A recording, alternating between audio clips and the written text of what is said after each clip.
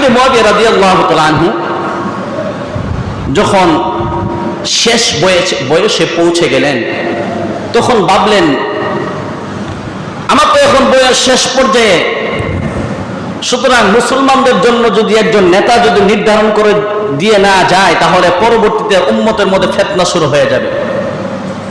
তখন আমিরে মুআবিয়া রাদিয়াল্লাহু তাআলা আনহু উনি ইজতিহাদ করলেন যে পরবর্তী খলিফা কাকে বানাইবেন, নিজের সন্তান ইয়াজিদকে বানাইবেন নাকি অন্য কাউকে খলিফা নির্বাচিত করবেন। আমিরে মুআবিয়া রাদিয়াল্লাহু তাআলা আনহু বড় বড় সাহাবায়ে কেরামদের সঙ্গে পরামর্শ করতে লাগলেন। রাষ্ট্র দায়িত্ব যারা রয়েছেন তাদের সাথে পরামর্শ করলেন যে আমার তো বয়স হয়ে গেছে, কখন চলে যায় ঠিক নাই, এজন্য আমি চাই আমার পরবর্তীতে যেন কেহ একজনকে নির্দিষ্ট করে দিতে পারে, যেন উম্মতের মধ্যে ফিতনা যেন সৃষ্টি না হয়ে যায়। তখন সবাই পরামর্শ দিল যে আপনার সন্তান ইয়াজিদকে আপনি আপনার পরবর্তীতে খলিফা নির্বাচন করতে পারেন। উলামায়ে কেরামগণ বলেন এবং ফকিহ যারা তারা বলেন ইতিপূর্বে ইয়াজিদের ব্যাপারে এমন কোনো অনৈতিক কোনো ঘটনা ঘটে নাই। ইয়াজিদের ব্যাপারে এর আগে এমন কোনো ধরনের খারাপই প্রকাশ পায় নাই যে ইয়াজিদ এমন খারাপ ছিল, এই ছিল সেই ছিল, এর পূর্বে এমন কোনো ধরনের খারাপই ইয়াজিদের প্রকাশ পায় নাই। তখন তারা পরামর্শ দিল যে আপনার সন্তানকে আপনি পরবর্তী খলিফা নির্বাচন করতে পারেন। তবে এই কথা সত্য, ইয়াজিদের মধ্যে রাষ্ট্র পরিচালনা করার যথেষ্ট যোগ্যতা ছিল, কিন্তু বুজুর্গের দিক থেকে তৎকালীন সময়ে বড় বড় সাহাবায়ে কেরাম ছিল। হুসাইন রাদিয়াল্লাহু তাআলা আনহু, আব্দুল্লাহ ইবনে জুবাইর, আব্দুর রহমান ইবনে আবু বকর, আরো সাহাবায়ে কেরাম ছিল। বুজুর্গের দিক থেকে তারা ছিল এগিয়ে, আর রাষ্ট্র পরিচালনার ক্ষমতা দক্ষতার দিক দিয়ে এদিকে ইয়াজিদ ছিল এগিয়ে। তো এই পর্যায়ে সবাই যখন এমন ভাবে আমির মুআবিয়া রাদিয়াল্লাহু তাআলা আনহু সবার সঙ্গে পরামর্শ করলেন, পরামর্শ ক্রমে সবাই বলল আপনার সন্তান যোগ্য সন্তান, আপনি তাকে আপনার পরবর্তী খলিফা নির্বাচন করতে পারেন। তখন আমির মুআবিয়া রাদিয়াল্লাহু তাআলা আনহু বিভিন্ন রাষ্ট্রের মধ্যে পয়গাম পাঠাইলেন যে আমার পরবর্তী খলিফা ইয়াজিদের পক্ষ থেকে বায়াত গ্রহণ করো। এই ঘোষণা দেওয়ার পূর্বে বিভিন্ন রাষ্ট্র থেকে বিভিন্ন জায়গা থেকে নিজেরাই নিজের উদ্যোগে তারা আমির মুআবিয়া রাদিয়াল্লাহু তাআলা আনহু দরবারে চলে আসছেন, এসে বলতেছেন আপনার পরিবর্তে আপনার সন্তান ইয়াজিদকে আমরা খলিফা হিসেবে চাই। এমন ভাবে বিভিন্ন রাষ্ট্র থেকে যখন এমন ভাবে দূত আসলো, সংবাদ আসলো, তখন আমির মুআবিয়া রাদিয়াল্লাহু তাআলা আনহু দেখলেন যে সবাই অধিকাংশ রাষ্ট্রের বহু মানুষ, একটা বিশাল অঙ্কের একটা মানুষ ইয়াজিদের এই ক্ষমতার পক্ষে, ইয়াজিদের খেলাফতের পক্ষে তারা রায় দিয়ে দিচ্ছেন। মাত্র বিরোধিতা করছেন সাহাবায়ে কেরাম, হুসাইন রাদিয়াল্লাহু তাআলা আনহু সহ কিছু সংখ্যক সাহাবায়ে কেরাম। তাদের বিরোধিতার কারণ ছিল এটা যে তারাও জানতো যে হুসাইন রাদিয়াল্লাহু তাআলা আনহু রাষ্ট্র পরিচালনার দক্ষতা এবং তার মধ্যে যথেষ্ট যোগ্যতা ছিল, কিন্তু তারা বিরোধিতা করেছে এই জন্যে যে আমরা চাই এটা যেন বংশীয়ভাবে রাষ্ট্রীয় ক্ষমতা চলে না আসে। তখন তাদের একটা প্রস্তাব ছিল, তিনটা প্রস্তাব ছিল।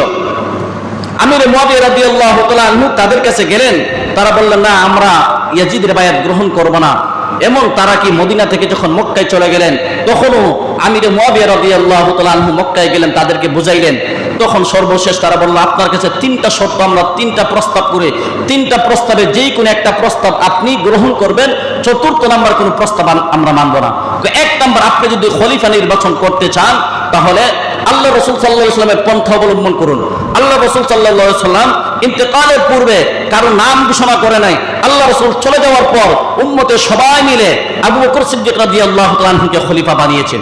এই ছিল এক নম্বর প্রস্তাব। কত সুন্দর যুক্তি ছিল। দ্বিতীয় নম্বর প্রস্তাব, আপনি যদি খলিফা বানাইতে চান তাহলে আবু বকর রাদিয়াল্লাহু তাআলা আনহুর পন্থা অবলম্বন করুন।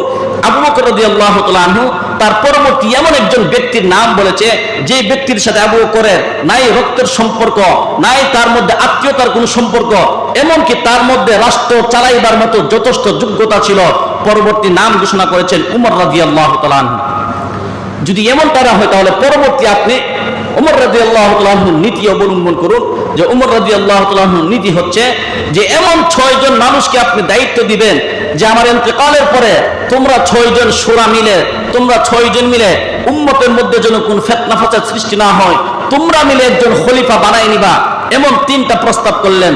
তখন আমিরে মুয়াবিয়া রাদিয়াল্লাহু তাআলা আনহু বললেন যে হুসাইন, আপনারা ঠিক বলেছেন, কিন্তু এই মুহূর্তে তো বিশাল একটা গোষ্ঠী, বিশাল একটা জনতা ইয়াজিদের ক্ষমতার পক্ষে, ইয়াজিদের খেলাফতের পক্ষে তারা রায় দিয়ে দিচ্ছে। এখন ওটা করলে তো উম্মতের জন্য আরো ফিতনা শুরু হয়ে যাবে। তো যাই হোক, সর্বশেষ পর্যায়ে আমির মুয়াবিয়া রাদিয়াল্লাহু তাআলা আনহু দামেস্কে চলে গেলেন। এদিক থেকে মদিনার গভর্নর ছিল উতবা ইবনে মারওয়ান। উতবা মদিনার গভর্নর ছিল। তখন এই গভর্নরকে প্রস্তাব পাঠানো হইল যে তোমরা যেই কোনো মূল্যে, ইয়াজিদ যখন ক্ষমতায় চলে আসলো, যেই কোনো মূল্যে তোমরা হুসাইন সহ তার সদল বল থেকে ইয়াজিদের পক্ষে বায়াত গ্রহণ করো। হুসাইন রাদিয়াল্লাহু তাআলা আনহু কাছ থেকে বায়াত নেওয়ার জন্য তাদেরকে জমা করলেন। হুসাইন রাদিয়াল্লাহু তাআলা আনহু তখন বুঝে ফেললেন যে হয়তোবা আমরা যদি এখন হয়তোবা আমির মুয়াবিয়া রাদিয়াল্লাহু তাআলা ইন্তেকাল করেছেন, এজন্য আমাদেরকে সংবাদ দেওয়া হয়েছে আমরা বায়াত গ্রহণ করার জন্য, সুতরাং আমরা বায়াত গ্রহণ করব না। আমাদের একটাই পথ, একটাই রাস্তা, যে 3টা প্রস্তাব করেছি সেই 3টা প্রস্তাবে আমরা মানতে চাই। এই মুহূর্তে আবার কুফা থেকে, ইরাক থেকে হুসাইন রাদিয়াল্লাহু তাআলা আনহুর নামে শত শত চিঠি আসতে লাগলো। হুসাইন রাদিয়াল্লাহু তাআলা আনহুর কাছে চিঠি আসতে লাগলো যে হে আলীর সন্তান, আমির মুয়াবিয়ার পরে যোগ্য কোন ব্যক্তি যদি থেকে থাকে তাহলে সেই যোগ্য ব্যক্তি হলেন আপনি। সুতরাং আপনি আমাদের চিঠি পাওয়ার সঙ্গে সঙ্গেই এই কুফাতে রওনা করে চলে আসবেন। এমনকি ইতিহাসের কিতাবের মধ্যে বলেন যে চিঠি লিখতে লিখতে 1000-এর অধিক পর্যন্ত কুফাবাসী হুসাইন রাদিয়াল্লাহু তাআলা আনহুর নিকট চিঠি লিখেছে। হুসাইন রাদিয়াল্লাহু তাআলা আনহু কুফার এই অবস্থা জানার জন্য যে আসলে কি তারা অন্তর থেকে আমাকে চাচ্ছে নাকি আমার বাবার সঙ্গে তারা গাদ্দারি করেছে, কুফাবাসী তারা গাদ্দারি করেছে, আলী রাদিয়াল্লাহু তাআলা আনহুকে এমন ভাবে তারা হত্যা করেছে যে তারা কি মূলত আমার সঙ্গে গাদ্দারি করবে নাকি বাস্তব, এটা জানার জন্য হুসাইন রাদিয়াল্লাহু তাআলা আনহুর আপন চাচাতো ভাই মুসলিম ইবনে আকিলকে কুফায় পাঠাইলেন। পাঠিয়ে দেখলেন যে যাও কুফার অবস্থা জানো, তারা কি বাস্তবেই কি আমাকে খলিফা বানাইতে চায় নাকি আমার সঙ্গে গাদ্দারি করবে।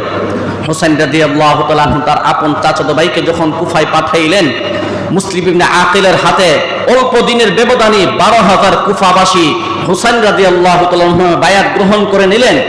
এই মুহূর্তে এদিক থেকে হুসাইন রাদিয়াল্লাহু তাআলা আনহু যখন কুফায় যাইবেন, বড় বড় সাহাবায়ে কেরাম রাদিয়াল্লাহু রিদওয়ানুল্লাহি আলাইহিম আজমাইন তারা নিষেধ করতে লাগলো, হুসাইন আপনি কুফায় যাবেন না, কুফাবাসী বড় গাদ্দার, তারা গাদ্দারি করেছে, আপনার বাবার সঙ্গে তারা গাদ্দারি করেছে, আপনার বাবাকে তারা বলেছে যে আপনি থাকতে উসমানকে কিভাবে খেলাফতের দায়িত্ব পালন করে, এইভাবে আলী রাদিয়াল্লাহু তাআলা আনহুকে কুফাতে নিয়ে আপনার বাবাকে তারা নির্মমভাবে শহীদ করেছে, সুতরাং তারা যে আপনার সাথে গাদ্দারি করবেন এটার বিশ্বাস কি।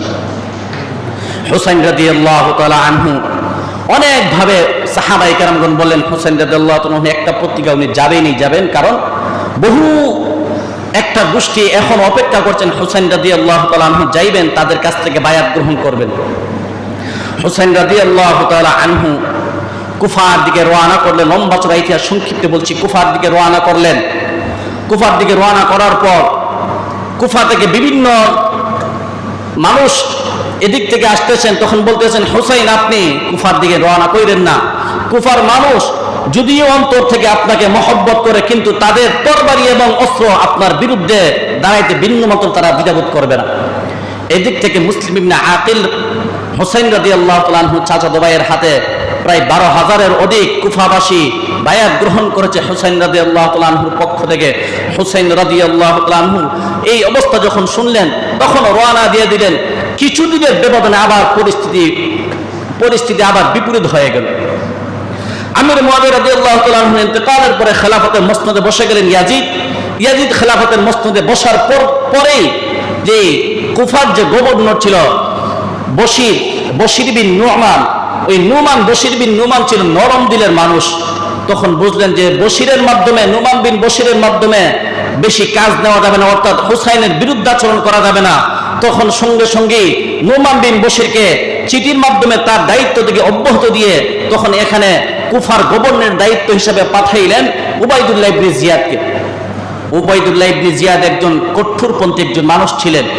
উবাইদুল্লাহ ইবনে জিয়াদকে পাঠাইলেন যে কুফার গভর্নরের দায়িত্ব দিয়ে যখন উবাইদুল্লাহ ইবনে জিয়াদকে পাঠাইলেন, উবাইদুল্লাহ ইবনে জিয়াদ এসে দেখে কুফার মানুষ হুসাইন রাদিয়াল্লাহু তাআলা আনহুর পক্ষ থেকে মুসলিম ইবনে আকিলের হাতে বায়াত গ্রহণ করেছে। এই অবস্থা দেখে উবাইদুল্লাহ ইবনে জিয়াদ মুসলিম ইবনে আকিলের বিরুদ্ধে আচরণ করলো।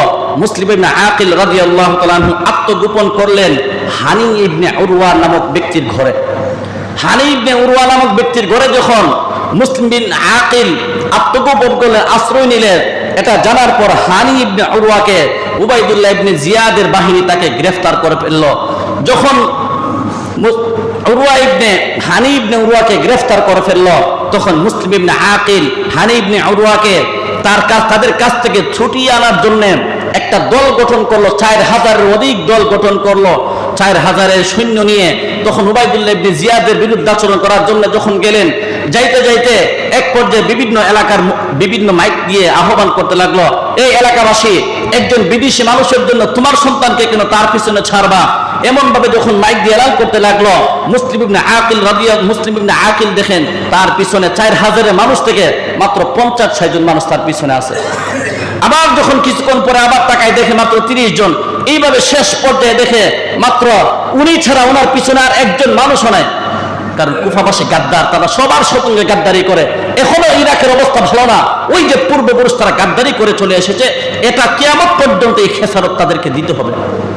তো যাই হোক, মুসলিম ইবনে আকিল দেখেন তার পিছনে কেউ নাই, তখন সে আত্মগোপন করলো আরেকজন মহিলার ঘরের মধ্যে।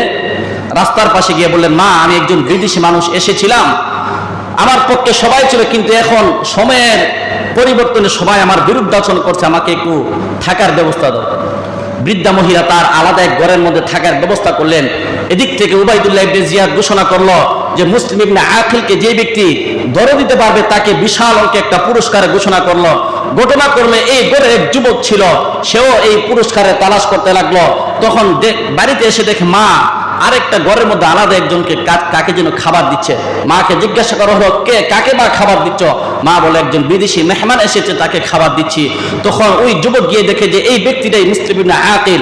তখন সে উবাইদুল্লাহ ইবনে জিয়াদের কাছে সংবাদ পাঠাইল যে এই ব্যক্তিকে আমি গ্রেফতার করেছি, ধরেছি। তখন মুসলিম ইবনে আকিল ওনাকে ধরে নিলেন, নিয়ে গভর্নর হাউসের, কুফার গভর্নর হাউসের ছাদের উপর নিয়ে মুসলিম ইবনে আকিলকে ছাদ থেকে ফেলে শহীদ করা হবে। ছাদ থেকে ফেলে শহীদ করা হবে। এই মুহূর্তে বললো, আমার সর্বশেষ একটা আবদার। বলো কি আবদার? যে আমার আবদার হলো, আমাকে পাঠাইছেন আমার চাচাতো ভাই হুসাইন রাদিয়াল্লাহু তাআলা আনহু। হুসাইন রাদিয়াল্লাহু তাআলা আনহু হইতে পারে ইতিমধ্যে কুফার উদ্দেশ্যে রওনা দিয়ে দিয়েছেন, কারণ আমি যখন এসেছিলাম তাদের অবস্থা ভালো ছিল। এই জন্য আমি হুসাইনের কাছে চিঠি লিখেছিলাম যে হুসাইন, আপনি পত্র পাওয়া মাত্রই আপনি কুফার উদ্দেশ্যে রওনা দিয়ে দিবেন। হয়তো বা আমার চিঠি ইতিমধ্যে হুসাইন রাদিয়াল্লাহু তাআলা আনহুর হাতে পৌঁছে গিয়েছে। একজন মানুষ, আমি বিশ্বস্ত একজন মানুষ চাই, আমার এই পেগামটা যেন হুসাইনের কাছে পৌঁছায় দেয় যে হুসাইন, আপনি কুফায় আসবেন না। যদি রওনা দিয়ে থাকেন, রাস্তা থেকে আপনি পুনরায় চলে যাবেন, কারণ কুফার মানুষের অবস্থা প্রথম যেমন ছিল এখন আর এমন নাই, তাদের অবস্থা পরিবর্তন হয়ে গিয়েছে। তখন একজন বিশ্বস্ত মানুষের কাছে এই কথা বলল। এই কথা বলার পর মুসলিম ইবনে আকিলকে গভর্নর হাউসের ছাদ থেকে ফেলে শাহাদাত বরণ করা হয়েছে, শহীদ করা হয়েছে। এবং শহীদ করার পূর্বে সর্বশেষ একটা সুযোগ দেওয়া হয়েছিল, বলা হয়েছিল যে হে মুসলিম ইবনে আকিল, তোমাকে ছেড়ে দিব, হত্যা করবো না, তুমি হুসাইনকে একটা মাত্র গালি দাও, তোমার জবান দিয়ে একটা গালি দাও। মুসলিম ইবনে আকিল বলে, আরে গাদ্দারের দল, আমি একটা গালি দিব কেন? আমার শরীরের মধ্যে যতটা পশম রয়েছে, প্রতিটা পশমের বিনিময়ে যদি প্রত্যেকটার পর একটা করে যদি জীবন দেওয়া হয়, আর যদি আমাকে এমন ভাবে প্রস্তাব করা হয়, তোমার প্রত্যেকটা জীবনকে বাঁচিয়ে দেওয়া হবে, হুসাইনকে একটা মাত্র গালি দাও। মুসলিম ইবনে আকিল বলেন, আমি মুসলিম ইবনে আকিল বেঁচে থাকতে নবীর বংশধরদের বিরুদ্ধে একটা মাত্র গালি আমার জবান থেকে বের হবে না। বলেন সুবহানাল্লাহ। মুসলিম ইবনে আকিলকে গভর্নর হাউসের ছাদ থেকে ফেলে হত্যা করা হলো। ইতিমধ্যে হুসাইন রাদিয়াল্লাহু তাআলা আনহুর কাছে যখন সংবাদ পৌঁছানো হলো, হুসাইন রাদিয়াল্লাহু তাআলা আনহু ইচ্ছা করেছিলেন পুনরায় ফিরে যাবেন, কিন্তু মুসলিম ইবনে আকিলের চাচাতো ভাই তারা বলল, না, আমরা ফিরে যাব না, আমাদের ভাই মুসলিম ইবনে আকিলকে তারা হত্যা করেছে, তার প্রতিশোধ আমরা নিব। কারণ হুসাইন রাদিয়াল্লাহু তাআলা আনহু রওনা দিয়েছেন, যুদ্ধের উদ্দেশ্য ছিল না, যুদ্ধ করার জন্য বের হন নাই, উনি রওনা দিয়েছেন, উনার জন্য হাজারো চিঠি গিয়েছে কুফা থেকে, ইরাক থেকে, এই চিঠির জন্য উনি রওনা দিয়েছেন। যাই হুসাইন রাদিয়াল্লাহু তাআলা আনহু যখন চলে আসলেন, এসে দেখে অবস্থার আগের মতো নয়, পরিবর্তন। উবাইদুল্লাহ ইবনে জিয়াদ কঠোরপন্থী একজন মানুষ, যুদ্ধের জন্য হুসাইন রাদিয়াল্লাহু তাআলা আহ্বান করলো। হুসাইন রাদিয়াল্লাহু তাআলা যুদ্ধ করতে প্রস্তুত হয়ে 3টা প্রস্তাব করেছিল। তখন বলেছিল, হে কুফাবাসী, এই দেখো তোমাদের হাজারো চিঠি আমার কাছে পৌঁছেছে, এমক সর্দারের পক্ষ থেকে আমার কাছে চিঠি গেছে, এই এমক সর্দার এখানে আসো। তখন সে মাথা নত করে ফেলেছে। এমক সর্দারের পক্ষ থেকে আমার কাছে চিঠি গেছে, প্রত্যেকটা গোত্রের সর্দারের নাম বলে বলে যখন বলে সবাই মাথা নত করে ফেলে, কেউ আর তখন বলে না, কারণ উবাইদুল্লাহ ইবনে জিয়াদের তরবারির সামনে কেউ কথা বলতে পারবে না। তখন হুসাইন রাদিয়াল্লাহু তাআলা আনহু উবাইদুল্লাহ ইবনে জিয়াদের কাছে 3টা প্রস্তাব করেছিল, এই উবাইদুল্লাহ ইবনে জিয়াদ, আমি যুদ্ধ করতে আসি নাই, আমাকে যদি তোমরা সরাসরি ইয়াজিদের সঙ্গে সাক্ষাৎ করার সুযোগ দাও, ইয়াজিদের সঙ্গে আমার বোঝাপড়া হবে, সে যদি বলে তার সাথে আমি বায়াত গ্রহণ করব।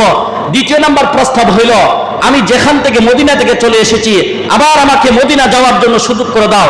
এটাও যদি না মানো তাহলে আমাকে 3য় নম্বর সুযোগ দাও, অন্য কোনো মুসলিম রাষ্ট্রে আমি চলে যাব, যেখানে গিয়ে সাধারণ মুসলমানদের মতো আমি জীবন যাপন করব। তখন উবাইদুল্লাহ ইবনে জিয়াদ ভাবলেন, হ্যাঁ ঠিকই তো আছে, কোনো রক্তপাত হবে না, রক্তপাত ছাড়াই বিজয় চলে আসবে। এই মুহূর্তে এই যখন সিদ্ধান্ত নিল, তখন এই উবাইদুল্লাহ ইবনে জিয়াদের বাহিনীর একজন প্রধান ছিল, তার নাম ছিল শিমার বলতে লাগলো, হে আমি গভর্নর, আপনি শিকারী হাতের কাছে পেয়ে শিকারী ছেড়ে দিবেন, এটা হতে পারে না, আর কখনো আপনি সুযোগ পাইবেন না, শিকারী হাতে পেয়েছেন, শিকারীকে কেন ছাড়বেন? তখন আবার মাথা ঘুরে গেল। তখন উবাইদুল্লাহ ইবনে জিয়াদ বলল, হ্যাঁ তাদের বিরুদ্ধে যুদ্ধ চালিয়ে দাও, যেই দিন 10ই মুহররম যুদ্ধ হবে এই দিন ফজরের নামাজ পর্যন্ত হুসাইন রাদিয়াল্লাহু তাআলা ইমামতি করেছেন, তাদের পিছনে হুসাইন রাদিয়াল্লাহু তাআলার পিছনে উবাইদুল্লাহ ইবনে জিয়াদের বাহিনীরা পর্যন্ত নামাজ পড়েছে। হুসাইন রাদিয়াল্লাহু তাআলা এই 9 তারিখে রাত্র স্বপ্নে দেখলেন আল্লাহ রাসূলের সঙ্গে সাক্ষাৎ হচ্ছে, ঘুম থেকে জাগ্রত হয়ে কান্না করতেছেন হুসাইন রাদিয়াল্লাহু তাআলা। পাশে বোন ছিল, বোন বলল, কি ভাই কি হয়েছে? যে আমি দেখতে পাচ্ছি আমার নানার সঙ্গে আমি অতি দ্রুতই সাক্ষাৎ করব, মিলিত হব। তখন বুঝতে পারলো হয়তো আমার ভাই আর বেশি দিন থাকবে না, আমার ভাই আমাদের কাছে আর বেশিক্ষণ সময় বাঁচবে না। তখন বোন কান্না করতে লাগলেন। তখন হুসাইন রাদিয়াল্লাহু তাআলা বোনকে ওসিয়ত করলেন, এ বোন শোনো, আমি যদি শহীদ হয়ে যাই, শাহাদাত বরণ করি, আমার ইন্তেকালের পরে একটা ফোঁটা চোখের পানি ফেলবা না, বিলাপ তো দূরের কথা, চিল্লাচিল্লি চেঁচামেচি তো দূরের কথা, আমার জন্য কানবা না। আমার প্রথম নাম্বার ওসিয়ত হইল এটা, আমার প্রথম নাম্বার ওসিয়ত ছিল এটা, আমার জন্য কান্না করবা না। আজকে যারা হুসাইন বলে যখন 10 মুহররম চলে আসে হাই হুসেন হাই হাসান বলে চিৎকার করে, তারা কি মূলত হুসাইনকে ভালোবাসে? হুসাইনকে ভালোবাসলে কান্না করতো না, চিল্লাচিল্লি চেঁচামেচি চিৎকার করতো না। হুসাইনের প্রথম শর্ত ছিল, প্রথম ওসিয়ত ছিল, আমি মারা গেলে আমার জন্য কান্না করতে পারবা। যাই হুসাইন রাদিয়াল্লাহু তাআলা যুদ্ধের ময়দানে একের পর এক, এমনকি ছোট্ট শিশু আসকুরকে পর্যন্ত তারা হত্যা করে ফেললো।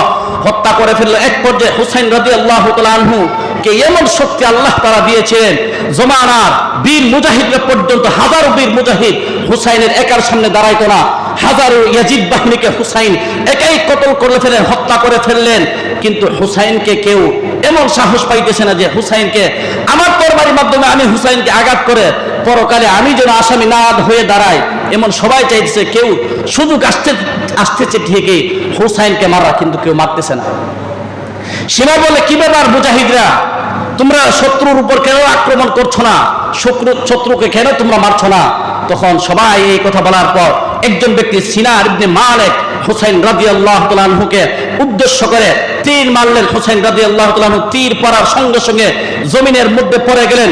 আরেকজন ব্যক্তিকে হুসাইন রাদিয়াল্লাহু তাআলা আনহুর দেহ থেকে গর্দানটা আলাদা করে দিলেন। পড়েন না আউযুবিল্লাহ।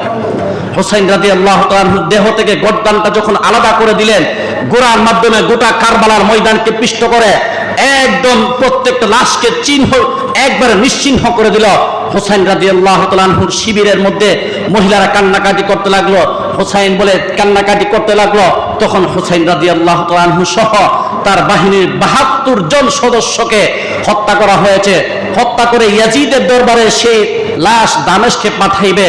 তখন লাশ যখন দামেস্কে পাঠাইবে, বিশাল বহর দিয়ে মহিলা এবং বাচ্চাদের সঙ্গে নিয়ে লাশ যখন দামেস্কে পাঠাইল, যাবার পর যে অবস্থা হইল, ইয়াজিদ যখন হুসাইন রাদিয়াল্লাহু তাআলা আনহুর এই মাথাটার মধ্যে একটা চাবুক দিয়ে ছুরি দিয়ে তার দাঁতগুলো এমন ভাবে লাগতেছে ছুরি দিয়ে, একজন বৃদ্ধ সাহাবী বললেন, হে ইয়াজিদ, যা করেছ আর করিও না, আমি এই চোখে শতবার এই চোখে দেখেছি এই ঠোঁটের মধ্যে আল্লাহর রাসূল স্বয়ং আল্লাহর রাসূল তাকে চুমু দিয়েছে, সুতরাং তার সঙ্গে এই অন্যায়তে আচরণ তার কইরো না। তখন ইয়াজিদ বলল, হে শুনে রাখো, তুমি যদি আজকে বৃদ্ধ না হইতা, আজকে যদি তুমি বৃদ্ধ না হইতা, তাহলে এই তরবারি, আমার তরবারি থেকে তোমাকে কেউ বাঁচাইতে পারতো না। যখন হুসাইন রাদিয়াল্লাহু তাআলা আনহুর মাথাটা যখন নিয়ে সামনে এমন ভাবে রাখলেন, সর্বপ্রথম হাই হুসেন বলে কে চিৎকার করেছিল? সর্বপ্রথম ইয়াজিদের বিবি। এই অবস্থা দেখে ইয়াজিদের বিবি তখন বলেছিল হাই হুসেন বলে চিৎকার করেছিল। এখনো এই জমানায় যারা হুসাইনের ভালোবাসা বলে হাই হুসেন হাই হাসান বলে চিৎকার করে, প্রকৃতপক্ষে তারা হুসাইনের আশেক না, তারা ইয়াজিদের বিবির মতো ইয়াজিদের আশেক। তারা এই জন্য তারা হাই হুসেন হাই হাসান বলে চিৎকার করে।